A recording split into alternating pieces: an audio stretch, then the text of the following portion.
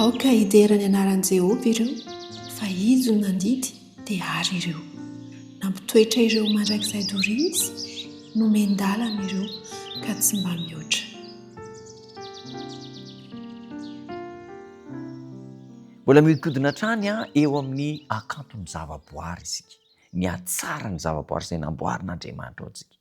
Hoy ny ambaran'ny tenin'Andriamanitra ao amin'ny Salamo 4:7-20. Ny tendrombohitra avo dia ho an'ny osidia, ny aram-bato ho fiarovana ny iraka. Amen'Andriamanitra tontolo sahaza azy ny zavaboary rehetra. Ny tendrombohitra ho an'ny biby vorona, ny aram-bato ho an'ny biby dia sy ny karazany. Ny any anaty rano dia ho an'ny ny hazan-drano sy ny mponina any anaty rano. Tena mahay Andriamanitra. 1:20 amin'ny Salamo 4:7, ny ratsakazo no any Enony. Any Enony inona moa? Ny voromanidina.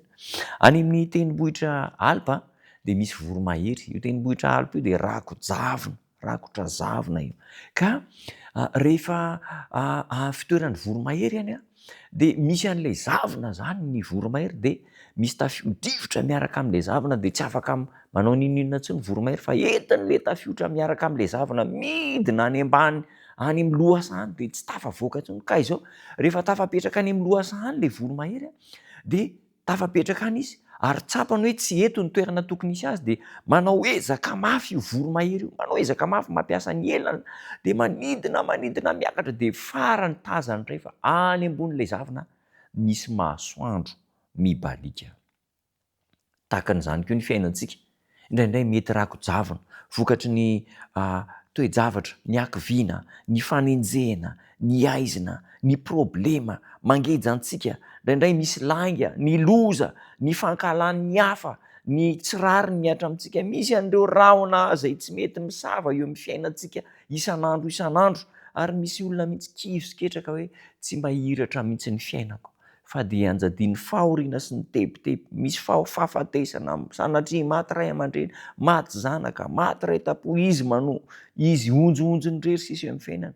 Mety zany ny toe-javatra mitranga eo amin'ny fiainantsika. Misy karazana fa samy mahazo avokoa ny olona rehetra. Ianao zany manaraka an'izao fandarina izao dia matsa ity ny tena fahoriana mianjady ny sasany aretina. Zavona daholo ohatran'ilay tany amin'ny tendrombohitry Alpa ireny. Fa izao ny zavona any amin'ny tendrombohitry ny Alpa dia mijanona eo amin'ny tany, mijanona eo amin'ny lohasaha. Fa rehefa nanainga ny elan'ilay voromahery nanidina dia misy tara-masoandro any ambadika any. Ireo fiainantsika rehetra izay anjadiany fahoriana dia tadidio fa mandalo ihany. Fa rehefa misy rahona dia misy masoandro ao ambady, ary ao amin'Andriamanitra no misy fanantenana. Tsy ho fahoriana mandrakizay akory ny fiainanao, tsy ho fijaliana mandrakizay akory ny fiainanao, fa mandalo ihany ireny toe-javatra ireny. Hoy ny ambaran'ny tenin'Andriamanitra, Salamo 4:1-5. Aoka hiderany anaran'i Jehovah ireo, fa izy nandidy dia ary ireo, nampitoetra ireo mandrakizay dorisy, nomendalana ireo ka tsy mba mihoatra. Maro ny lesona izay azontsika hianarana avy amin'ny zavaboary.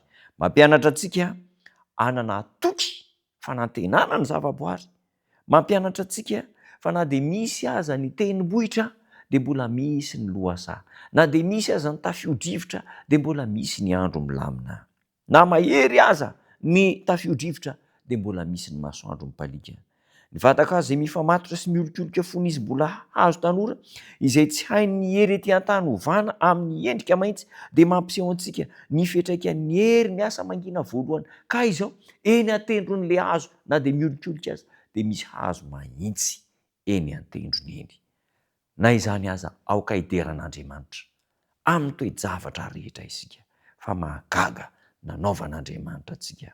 Andeha hisaotra an'Andriamanitra isika, fa na dia ao anatin'ny zavona sy ny fahoriana aza dia manome toky hery any anaty andresena ny zavatra rehetra ny tompontsika. Andeha hivavaka isika. Tompontsara, ny zava-maniry izay namboarinao dia maneho ny voninahitra ao. Na dia misy aza ny mikitaontaona, na dia misy aza ny andro sarotra, dia misy ny andro mahafinaritra, misy ny lalana milamina. Eo amin'ny fiainana koa dia tahaka izany, misy fahoriana, misy tebotebo, misy fijaliana, kanefa mandalo ihany ireny. Ataovy mahatsapa ny herinao mampahery izay, hery manoana sy manome fanantenana, mba hahatonga na hioatra ny fahoriana sy ny fijaliana izay mandalo. Taio ary ireo mbola mieritreritra ao anatin'ny gejany fahoriana amin'izao fotoana izao, ahafao izy ireo omeo toky sy fandresena amin'ny anaranao Jesosy tompony.